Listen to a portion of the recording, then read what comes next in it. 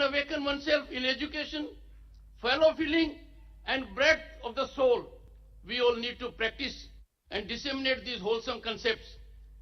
During the centenary year of Foundation Day celebrations, there will be activities that would help us exploit our talent, realize our potential, and generate optimism for Bharat becoming Vishwaguru again. Ancient India was home to world-class institutions, Nalanda and Takshila, to name few. Time is ripe for us to take this lead now. Vishwa Bharati Foundation Day centenary celebrations will surely generate vibes that will directionally catalyze this wholesome scenario. It is in this spirit that we stand here together to celebrate the founding of this great institution.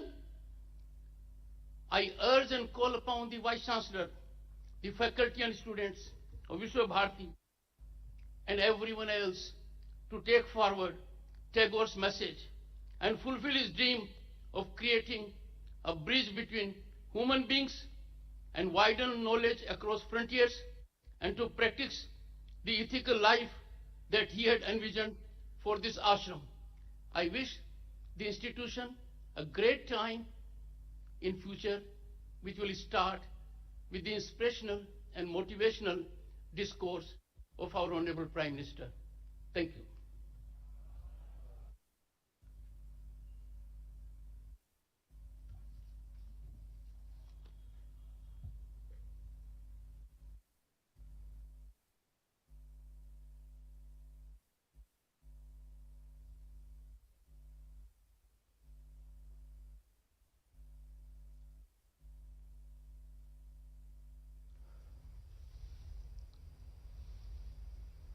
नमस्कार।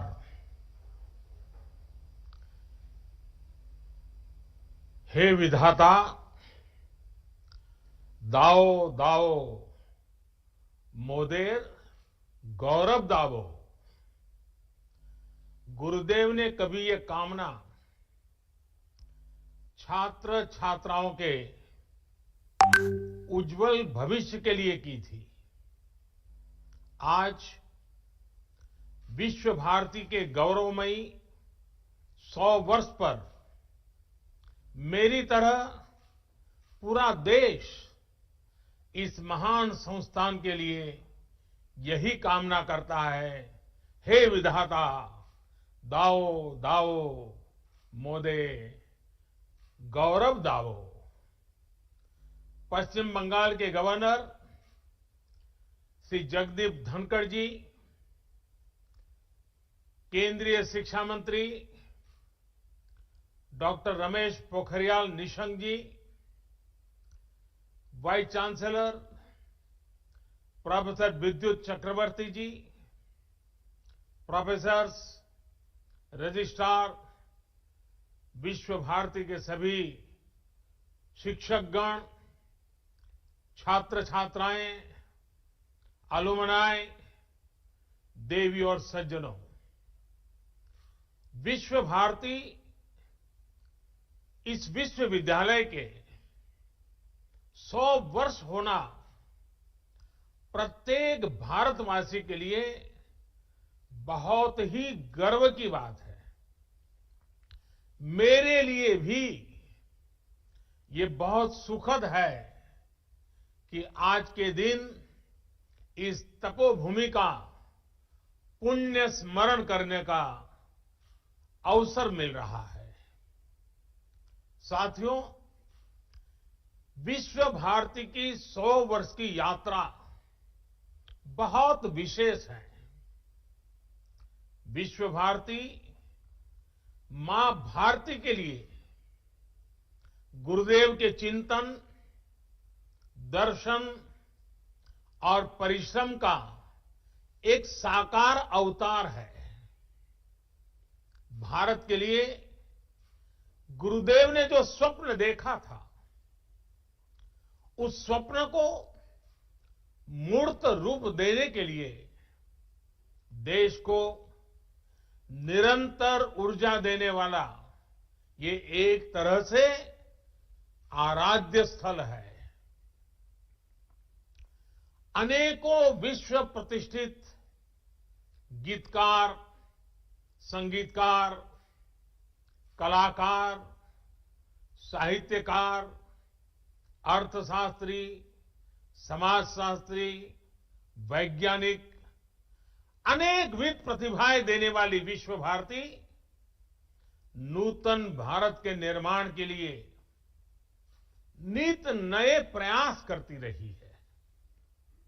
इस संस्था को इस ऊंचाई पर पहुंचने वाले प्रत्येक व्यक्ति को मैं आदरपूर्वक नमन करता हूं, उनका अभिनंदन करता हूं। मुझे खुशी है कि विश्व भारती, श्रीनिकेतन और शांति निकेतन निरंतर उन लक्ष्यों की प्राप्ति का प्रयास कर रहे हैं जो गुरुदेव ने तय किए थे। विश्व भारती इसके द्वारा अनेकों गांवों में विकास के काम, एक प्रकार से ग्रामोदय का काम तो हमेशा से प्रशंसनीय रहे हैं। आपने 2015 में जिस योग डिपार्टमेंट को शुरू किया था, उसकी भी लोकप्रियता तेजी से बढ़ रही है। प्रकृति के साथ मिलकर अध्ययन और जीवन दोनों का साक्षात उदाहरण आपका विश्वविद्यालय परिसर है। आपको भी ये देखकर खुशी होती होगी कि हमारा देश विश्व भारती से निकले संदेश को पूरे विश्व तक पहुंचा रहा है। भारत आज इंटरनेशनल सोलर अलायंस के माध्यम से पर्यावरण संरक्षण के विषय में विश्व के अंदर एक बहुत बड़ी अहम भूमिका निभा रहा है। भारत आज पूरे विश्व में इकलौता बड़ा देश है जो पेरिस एकॉर्ड के पर्यावरण के लक्ष्यों को प्राप्त करने के लिए सही मार्ग पर तेज गति से आगे बढ़ रहा है। साथियों, आज जब हम विश्व भारती विश्वविद्यालय के 100 वर्ष मना रहे हैं, तो उन परिस्थितियों को भी याद करना आवश्यक है जो इसकी स्थापना का आधार बनी थी। ये परिस्थितियां सिर्फ अंग्रेजों की गुलामी से ही उपजी हो, ऐसा नहीं था। इसके पीछे सैकड़ों वर्षों का अनुभव था। सैकड़ों वर्षों तक चले आंदोलनों की पृष्ठभूमि थी। आज आप विद्वज्जनों के बीच मैं इसकी विशेष चर्चा इसलिए कर रहा हूं कि इन बातों पर बहुत कम बात हुई है, बहुत कम ध्यान दिया गया है। इसकी चर्चा इसलिए भी आवश्यक है क्योंकि ये सीधे सीधे भारत के स्वतंत्रता आंदोलन और विश्व भारती के लक्ष्यों से जुड़ी है। साथियों, जब हम स्वतंत्रता संग्राम की बात करते हैं तो हमारे मन में सीधे 19वीं और 20वीं सदी का विचार आता है। लेकिन यह भी एक तथ्य है कि इन आंदोलनों की नींव बहुत पहले रखी गई थी। भारत की आजादी के आंदोलन को सदियों पहले से चले आ रहे अनेक आंदोलनों से ऊर्जा मिली थी। भारत की आध्यात्मिक और सांस्कृतिक एकता को भक्ति आंदोलन ने मजबूत करने का काम किया था। भक्ति युग में हिंदुस्तान के हर क्षेत्र, हर इलाके, पूर्व, पश्चिम, उत्तर, दक्षिण, हर दिशा में हमारे संतों ने, महंतों ने, आचार्यों ने देश की चेतना को जागरूक रखने का अविरत अविराम प्रयास किया। अगर दक्षिण की बात करें तो मध्वाचार्य, निम्बकाचार्य, वल्लभाचार्य, रामानुजाचार्य हुए। अगर पश्चिम की तरफ नजर करें तो मीराबाई, एकनाथ, तुकाराम, रामदास, नरसिंह मेहता। अगर उत्तर की तरफ नजर करें तो संत रामानंद, कबीरदास, गोस्वामी तुलसीदास, सूरदास, गुरु नानक देव, संत रैदास, अनगिनत महापुरुष। पूर्व की तरफ देखें, इतने सारे नाम हैं। चैतन्य महाप्रभु और श्रीमद शंकर देव जैसे संतों के विचारों से समाज को ऊर्जा मिलती रही। भक्ति काल के इसी खंड में रसखान, सूरदास, मलिक मोहम्मद जायसी, केशवदास, विद्यापति, न जाने कितने महान व्यक्तित्व हुए, जिन्होंने अपनी रचनाओं को और रचनाओं से समाज को सुधारने का भी, आगे बढ़ने का भी और प्रगति का मार्ग दिखाया। भक्ति काल में इन पुण्य आत्माओं ने जन जन के भीतर एकता के साथ खड़े होने का जज्बा पैदा किया। इसके कारण ये आंदोलन हर क्षेत्रीय सीमा से बाहर निकलकर भारत के कोने कोने में पहुंचा। हर पंथ, हर वर्ग, हर जाति के लोग भक्ति के अधिष्ठान पर स्वाभिमान और सांस्कृतिक धरोहर के लिए खड़े हो गए। भक्ति आंदोलन का वो डोर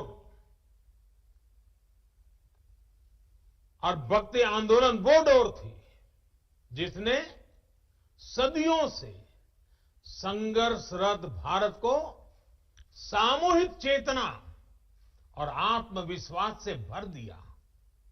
साथियों, भक्ति का ये विषय तब तक आगे नहीं बढ़ सकता जब तक महान काली भक्त श्री रामकृष्ण परमहंस जी की चर्चा न हो। वो महान संत जिनके कारण भारत को स्वामी विवेकानंद मिले। स्वामी विवेकानंद भक्ति, ज्ञान और कर्म तीनों को अपने में समाये हुए थे। उन्होंने भक्ति का दायरा बढ़ाते हुए हर व्यक्ति में दिव्यता को देखना शुरू किया। उन्होंने व्यक्ति और संस्थान के निर्माण पर बल देते हुए कर्म को भी अभिव्यक्ति दी, प्रेरणा दी।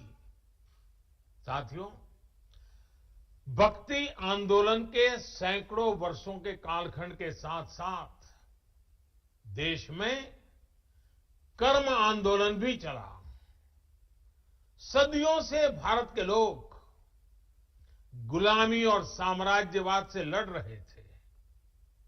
चाहे वो छत्रपति शिवाजी महाराज हो, महाराणा प्रताप हो, झांसी की रानी लक्ष्मीबाई हो, कित्तूर की रानी चेन्नम्मा हो, या फिर भगवान बिरसा मुंडा का सशस्त्र संग्राम हो। अन्याय और शोषण के विरुद्ध सामान्य नागरिकों के तप, त्याग और तर्पण की कर्म कठोर साधना अपने चरम पर थी। ये भविष्य में हमारे स्वतंत्रता संग्राम की बहुत बड़ी प्रेरणा बनी। साथियों, जब भक्ति और कर्म की धाराएं पूर्वहार थी तो उसके साथ साथ ज्ञान की सरिता का ये नूतन त्रिवेणी संगम आजादी के आंदोलन की चेतना बन गया था। आजादी की ललक में भाव भक्ति की प्रेरणा भरपूर थी। समय की मांग थी कि ज्ञान के अधिष्ठान पर आजादी की जंग जीतने के लिए वैचारिक आंदोलन भी खड़ा किया जाए और साथ ही उज्जवल भावी भारत के निर्माण के लिए नई पीढ़ी को तैयार भी किया जाए।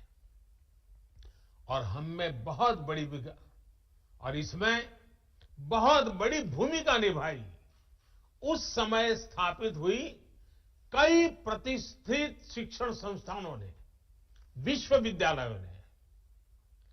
विश्व भारती यूनिवर्सिटी हो, बनारस हिंदू विश्वविद्यालय हो, अलीगढ़ मुस्लिम यूनिवर्सिटी हो, नेशनल कॉलेज हो जो आजकल लाहौर में है, मैसूर यूनिवर्सिटी हो, त्रिची नेशनल कॉलेज हो, महात्मा गांधी काशी विद्यापीठ हो, गुजरात विद्यापीठ हो, विलिंगडन कॉलेज हो, जामिया मिलिया इस्माइलिया हो, लखनऊ यूनिवर्सिटी हो, पटना यूनिवर्सिटी हो, दिल्ली विश्वविद्यालय हो, आंध्र यूनिवर्सिटी हो, अन्ना मलाई यूनिवर्सिटी हो, ऐसे अनेक संस्थान उसी एक कालखंड में देश में स्थापित हुए। इन यूनिवर्सिटीज में भारत की एक बिल्कुल नई विद्वत्ता का विकास हुआ। इन शिक्षण संस्थाओं ने भारत की आजादी के लिए चल रहे वैचारिक आंदोलन को नई ऊर्जा दी, नई दिशा दी, नई ऊंचाई दी। भक्ति आंदोलन से हम एकजुट हुए, ज्ञान आंदोलन ने बौद्धिक मजबूती दी और कर्म आंदोलन ने हमें अपने हक के लिए लड़ाई का हौसला और साहस दिया।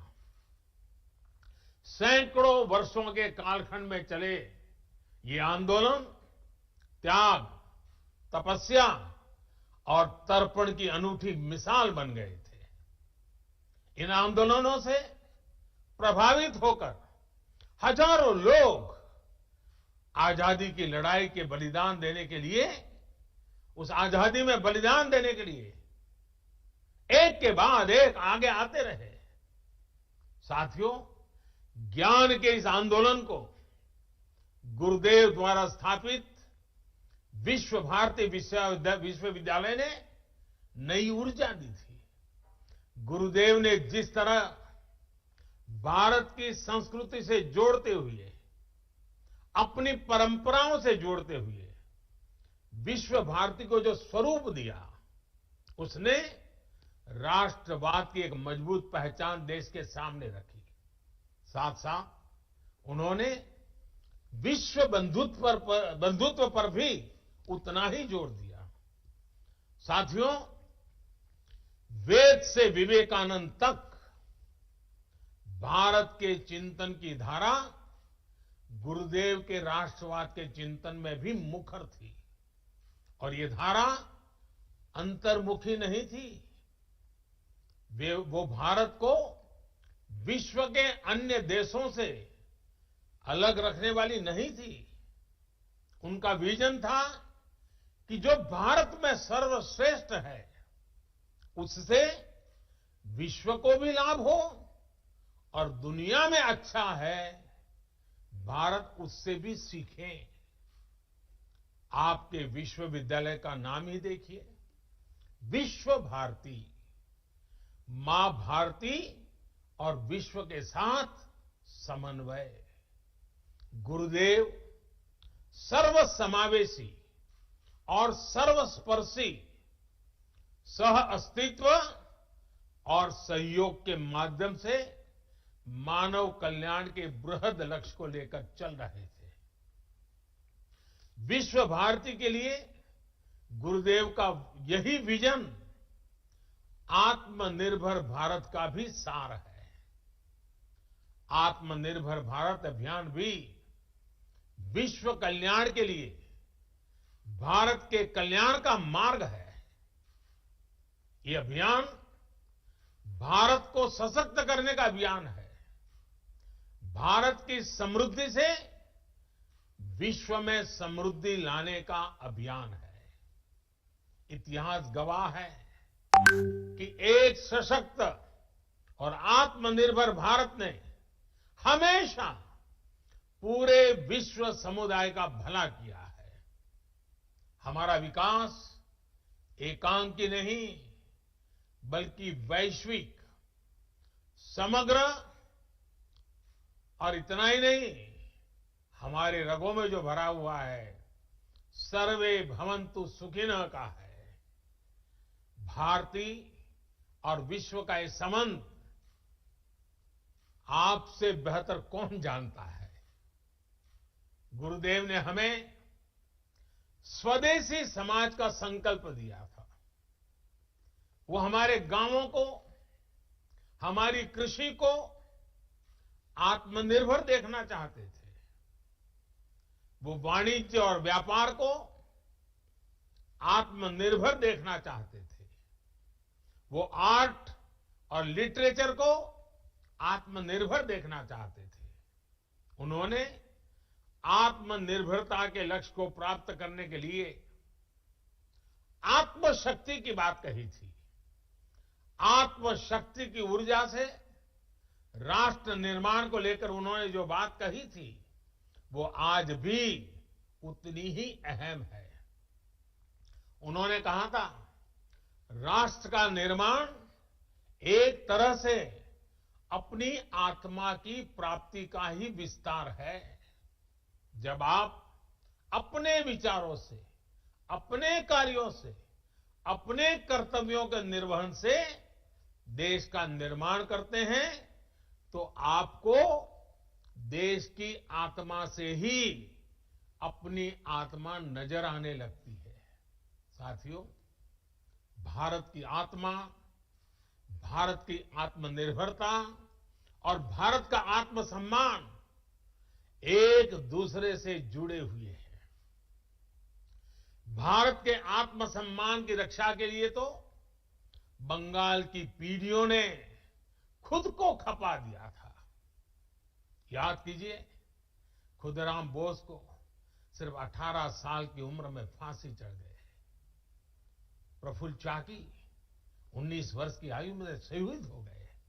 बीना दास, जिन्होंने बंगाल की अग्नि कन्या के रूप में जाना जाता है, सिर्फ 21 साल की उम्र में जेल भेज दी गई थी।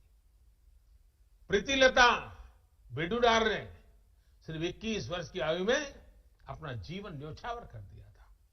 ऐसे अनगिनत लोग हैं शायद जिनके नाम इतिहास में भी दर्ज नहीं हो पाए। इन सभी ने देश के आत्मसम्मान के लिए हंसते हंसते मृत्यु को गले लगा दिया।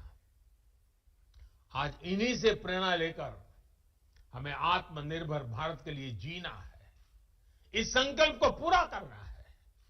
साथियों, भारत को मजबूत और आत्मनिर्भर बनाने में आपका हर योगदान पूरे विश्व को एक बेहतर स्थान बनाएगा। वर्ष 2022 में देश की स्वतंत्रता के 75 वर्ष पूरे होने जा रहे हैं। विश्व भारती की स्थापना के 27 वर्ष बाद भारत आजाद हो गया था। अब से 27 वर्ष बाद भारत अपनी आजादी के 100 वर्ष का पर्व मनाएगा। हमें नए लक्ष्य गढ़ने होंगे, नई ऊर्जा जुटानी होगी, नए तरीके से अपनी यात्रा शुरू करनी होगी। और इस यात्रा में हमारा मार्गदर्शन कोई और नहीं बल्कि गुरुदेव की ही बातें करेंगी, उनके विचार करेंगे। और जब प्रेरणा होती है, संकल्प होता है, तो लक्ष्य भी अपने आप मिल जाते हैं। विश्व भारती की ही बात करूं तो इस वर्ष यहां ऐतिहासिक पोष मेलों का आयोजन नहीं हो सका है। 100 वर्ष की यात्रा में तीसरी बार ऐसा हुआ है। इस महामारी ने हमें इसी मूल्य को समझाया है, वोकल फॉर लोकल। पोष मेले के साथ तो ये मंत्र हमेशा से ही जुड़ा रहा है।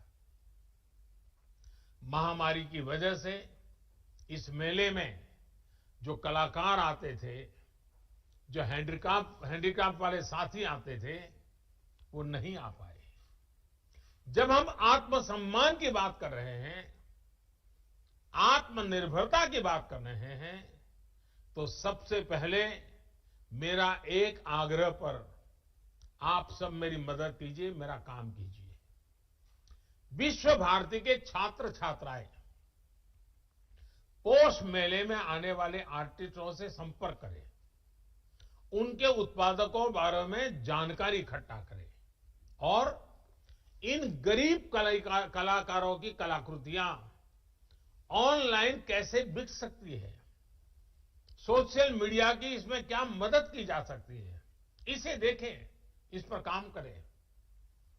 इतना ही नहीं, भविष्य में भी स्थानीय आर्टिस्ट, हैंडीक्राफ्ट, इस प्रकार के जो साथी अपने उत्पाद विश्व बाजार तक ले जा सके, इसके लिए भी उन्हें सिखाइए, उनके लिए मार्ग बनाइए।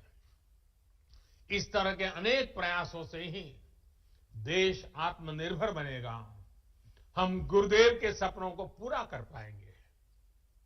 आपको गुरुदेव का सबसे प्रेरणादायी मंत्र भी याद ही है,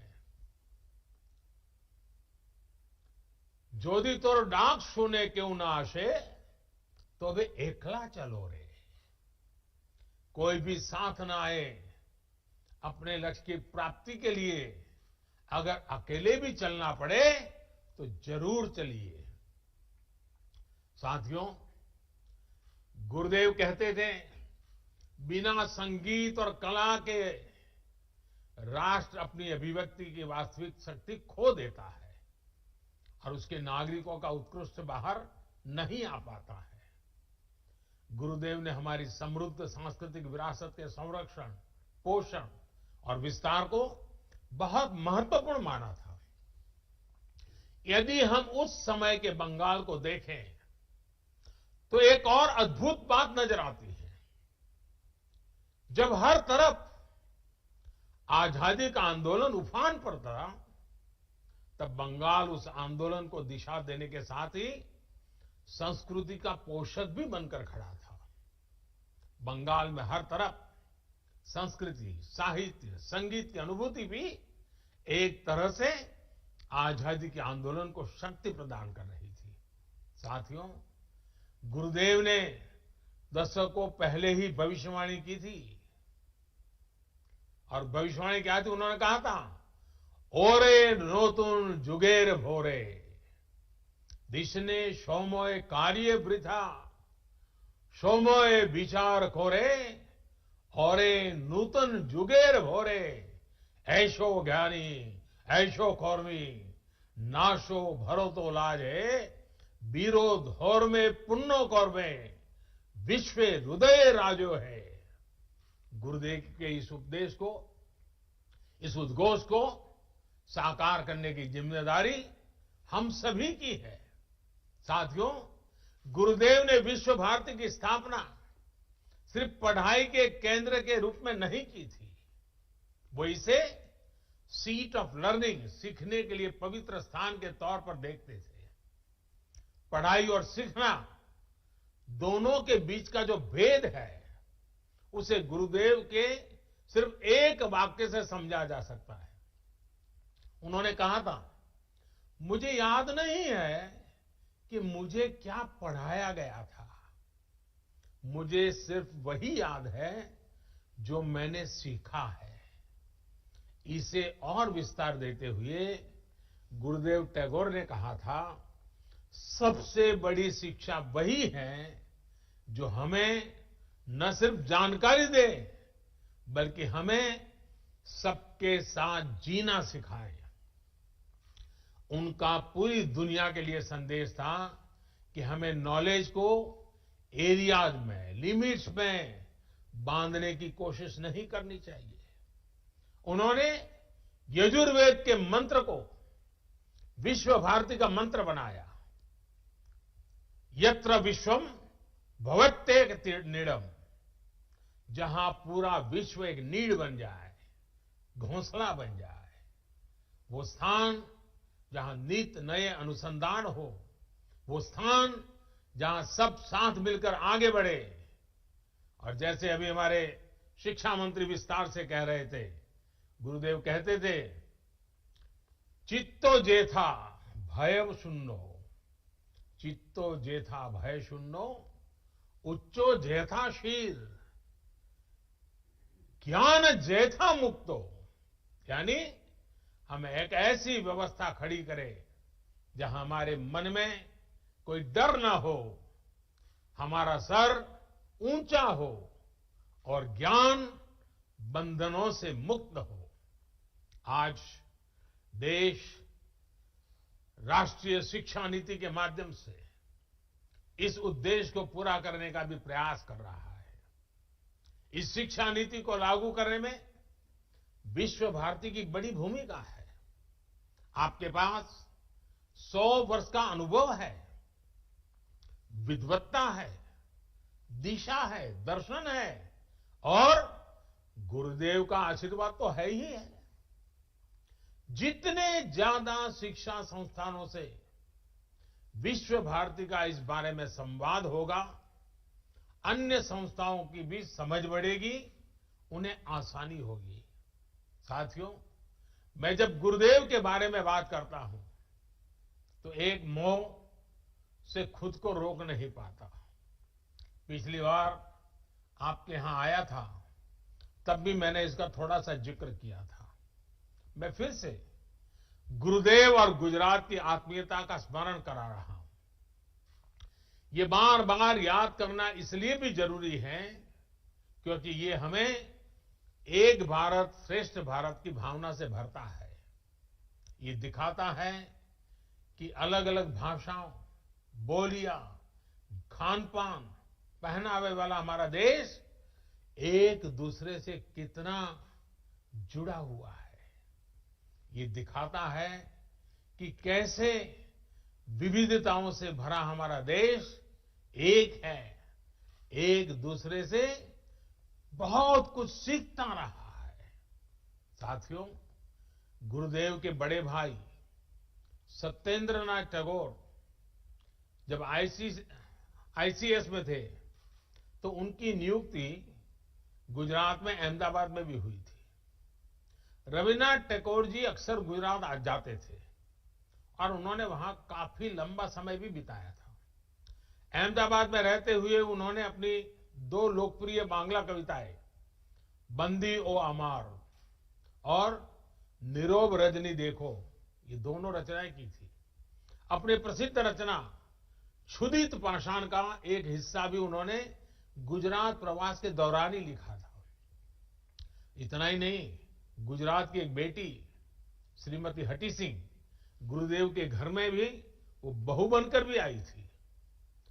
इसके अलावा एक और तथ्य है जिस पर हमारे विमेन एम्पावरमेंट से जुड़े संगठनों को अध्ययन करना चाहिए। सत्येंद्रनाथ टैगोर जी की पत्नी ज्ञानंदिनी देवी जी जब अहमदाबाद में रहती थी तो उन्होंने देखा कि स्थानीय महिलाएं अपने साड़ी के पल्लू को दाहिने कंधे पर रखती है। अब दाएं कंधे पर पल्लू रहता था, इसलिए महिलाओं को काम करने में भी कुछ दिक्कत होती थी। ये देखकर ज्ञानंदिनी देवी ने आइडिया निकाला कि क्यों न साड़ी के पल्लू को बाएं कंधे पर लिया जाए। अब मुझे ठीक ठीक तो नहीं पता, लेकिन कहते हैं कि बाएं कंधे पर साड़ी का पल्लू उन्हीं की देन है। एक दूसरे से सीखकर, एक दूसरे के साथ आनंद से रहते हुए, एक परिवार की तरह रहते हुए हम उन सपनों को साकार सकते हैं जो देश की महान विभूतियों ने देखे थे। यही संस्कार गुरुदेव ने भी विश्व भारती को दिए हैं। इन्हीं संस्कारों को हमें मिलकर निरंतर मजबूत करना है। साथियों, आप सब जहां भी जाएंगे, जिस भी फील्ड में जाएंगे, आपके परिश्रम से ही एक नए भारत का निर्माण होगा। मैं गुरुदेव की पंक्तियों से अपनी बात समाप्त करूंगा। गुरुदेव ने कहा था, ओरे ग्रोहो बाशी खोल द्वार खोल, लागलो जे दोल स्थोले जोले मोबो तोले लागलो जे दोल दार खोल। देश में नई संभावनाओं के द्वार आपका इंतजार कर रहे हैं। आप सब सफल होइए, आगे बढ़िए और देश के सपनों को पूरा करिए।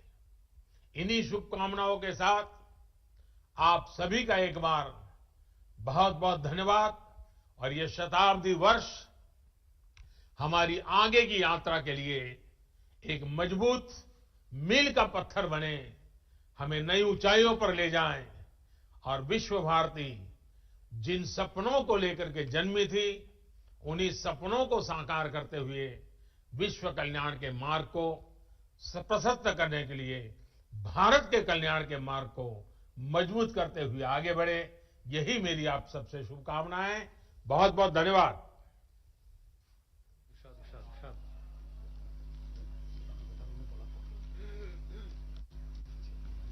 मेरा भी एक खुश नसीबी हूं मैं, क्योंकि आज इस कार्यक्रम के बाद हमारा जो आचार्य साहब को मैं प्रणाम करता हूं। इतना टाइम दिया, इतना अच्छा मार्गदर्शक दिखाया, इसमें मेरा कोई शक नहीं है। इस मार्गदर्शन में सर हम आपको एश्योर कर सकते, आश्वासन दे सकते हैं जहां हम आपका मार्गदर्शन लेके आगे बढ़ूंगा और विश्व भारती सही दिशा से आगे बढ़ेंगे और विश्व भारती सही माने से विश्व भारती बनेंगे। मैं आभार व्यक्त करता हूं हमारे शिक्षा मंत्री जी रमेश जी को। रमेश जी भी हम लोगों को मार्गदर्शक दिखाया, बहुत कुछ आइडियाज दिया, निर्देश के हिसाब से हम लोग आगे बढ़ेंगे। मैं रमेश जी को भी प्रणाम करता हूं और रेक्टर साहब भी कीमती टाइम निकाल के हमारा साथ योगदान किया। मैं आपको भी सर नमन करता हूं। अभी ये आपको पता है ये कॉन्वोकेशन है, हमारा स्टूडेंट्स आज कई बच्चे पास करके गए, मैं उसको सब शुभकामनाएं देता हूं। अभी पढ़ो सत्य पथे पढ़ो सत्य। अभी शांति वचन के लिए हम लोग इतना करो।